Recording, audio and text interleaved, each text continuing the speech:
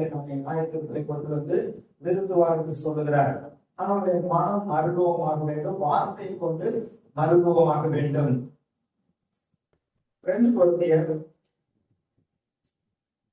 3வது அதிகாரம் 18வது வசனத்திலே அப்போஸ்தலனாகிய பவுல் இங்கே என்ன சொல்லுகிறார் என்றால், இப்படி நம்முடைய மனம் மாறுகிறதற்கு தேவனுடைய நன்மையும் பிரிவும் பரிபூரணமான சித்தம் இட்டதென்று பகுத்து அறிந்து கொள்ளும்படிக்கு மனம் புதிதாக சொன்னாரே, அது எப்படி நம்முடைய மனதை புதிதாக்குகிறது என்றால் 18வது வசனம், நாம் எல்லாரும் திறந்த முகமாய் கர்த்தருடைய மகிமையை கண்ணாடியில் காண்கிறது போல கண்டு ஆவியாய் இருக்கிற கர்த்தரால் அந்த சாயலாகத்தானே மகிமையின் மேல் மகிமை அடைந்து மறுரூபமாகிறோம். ரோமர் 8வது அதிகாரத்துல மாம்ச சிந்தை மரணம், ஆவியின் சிந்தைய நித்திய ஜீவனம் சமாதானம் என்று சொல்லுகிறார். இன்னும் என்ன சொல்லுகிறார்? 8வது அதிகாரத்துல 29வது வசனத்துல தேவனுடைய நோக்கம் சிந்தை அங்கே வெளிப்படுகிறது. 8வது அதிகாரத்துல 29 தம்முடைய குமாரன் அநேக சகோதரர்களுக்குள்ளே முதல் பேரானவனாய் இருக்கும்போது தேவன் எவர்களை முன்குறித்தாரோ அவர்களை தமது குமாரனுடைய சாயலுக்கு ஒப்பாய் இருப்பதற்கு முன்குறித்தார். அப்ப ஆண்டு நம்மை அடைந்தது வருத்தப்பட்டு பாவம் சோதர்களே நீங்கள் எல்லாரும் என்கிட்ட வாங்கன்னு சொன்னாரே, எதற்காக? அவருடைய நாமத்தில் விசுவாசம் உள்ளவர்களாய் அவரை ஏற்றுக்கொண்ட எத்தனை பேர் அத்தனை பேர் தேவனுடைய பிள்ளைகளாகும்படி அதிகாரம் கொடுத்தாங்க. எதற்காக என்றால் நம்முடைய குமாரனுடைய சாயலுக்கு ஒப்பாய் இருப்பதற்காக நம்மை அழைத்திருக்கிறார். 1 கொரிந்தியர் 1:9 கூட குமாரனாகி இயேசு கிறிஸ்துவுடனே ஐக்கியமாய் இருப்பதற்கு உங்களை அழைத்த தேவன் உண்மை உள்ளவர் என்று எழுதியிருக்கிறது. நம்ம மனம் புதிதாக நாம் தேவனுடைய குமாரனுடைய சாயலுக்கு ஒப்பாவதற்காக தேவன் நம்மை அழைத்திருக்கிறார், ரட்சித்திருக்கிறார்.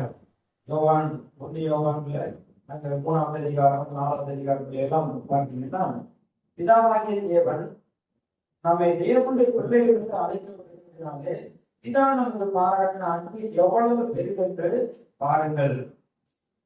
அவர் இருக்கிறவர்களாகவே நாம் இந்த பூமியிலே இருக்கிறோம். அவர் வெளிப்படுகிற பொழுது அவருக்கு ஒப்பாக இருப்போம் என்று சொல்லுகிறது.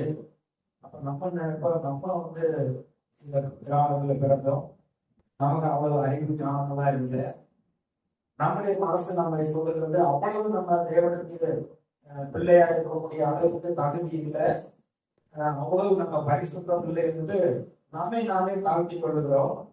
ஆனால் வேதம் சொல்லுகிறது 2 கொரிந்தியர் 5:21 இயேசு பாவமே அறியாதவர் நமக்காக சிலுவையிலே பாவமாக்கப்பட்டார், நீதியே செய்யாத நம்மை தேவன் அந்த நீதிமானாக மாற்றினார்.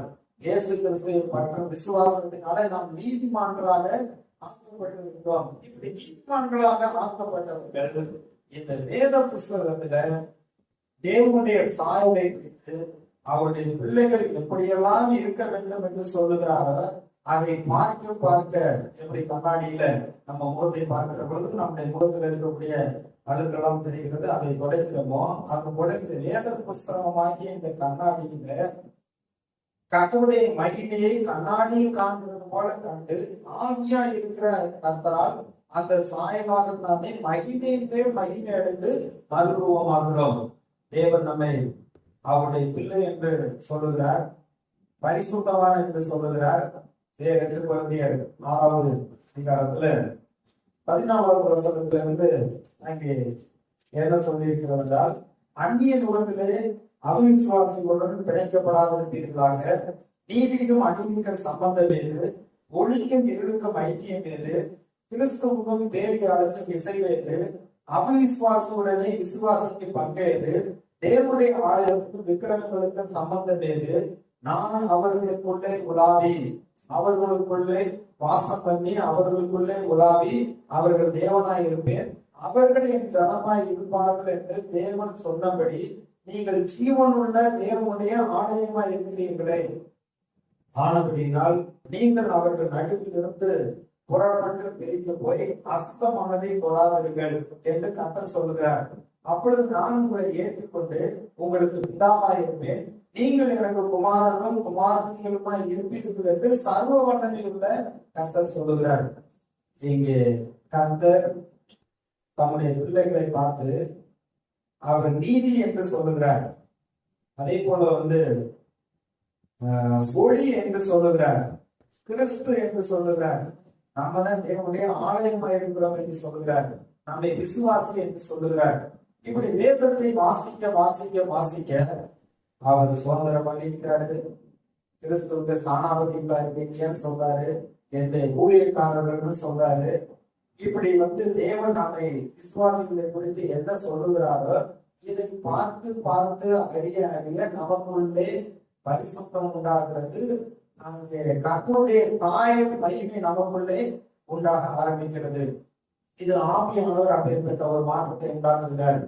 தாவீது சங்கீதம் 112 அவர் சொல்கிற பொழுது, கர்த்தருடைய வேதத்துல மிகவும் பிரியமாயிருக்கிற மனுஷன் பாக்கியவான், அவன் சந்ததி இப்படி ஆசீர்வதிக்கப்பட்டிருக்கும், ஆஸ்தியும் அவன் ஐஸ்வர்யமா அவனுடைய வீட்டில தங்கும், அவனுடைய நீதி என்றைக்கும் இருக்கும், அவன் துச்செய்தியை கேட்கிறவனால் பயப்படான், அவன் இருதயம் கர்த்தரை நம்பி திடனாய் இருக்கிறான்.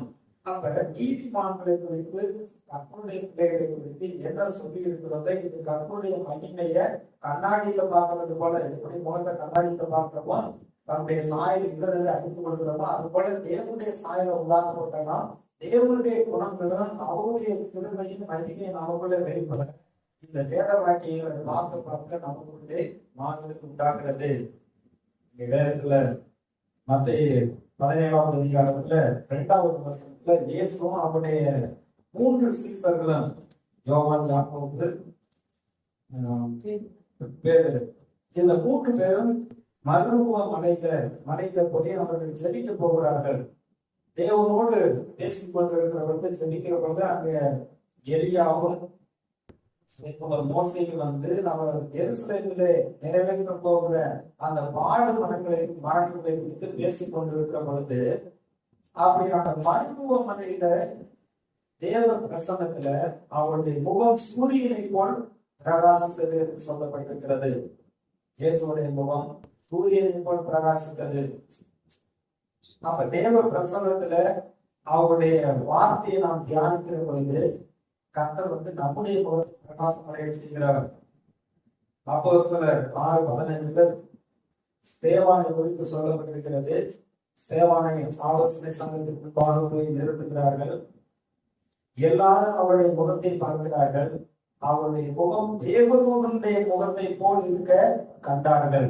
ஏனென்றால் ஸ்தேவான் விசுவாசத்திலும் வல்லமையிலும் அவன் நிறைந்திருந்தபடினாலே, அவன் பரிசுத்த ஆவியிலே நிறைந்திருந்தபடினாலே அவனுடைய முகம் தேவதூதனுடைய முகத்தை போல் இருந்தது என்று அங்கே சொல்லப்பட்டிருக்கிறது.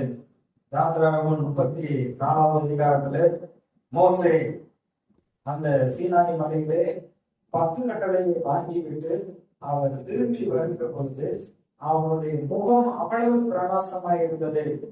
இஸ்ரவேல் மக்கள் ஆரோன் அவனுடைய முகத்தை பார்க்க முடியவில்லை.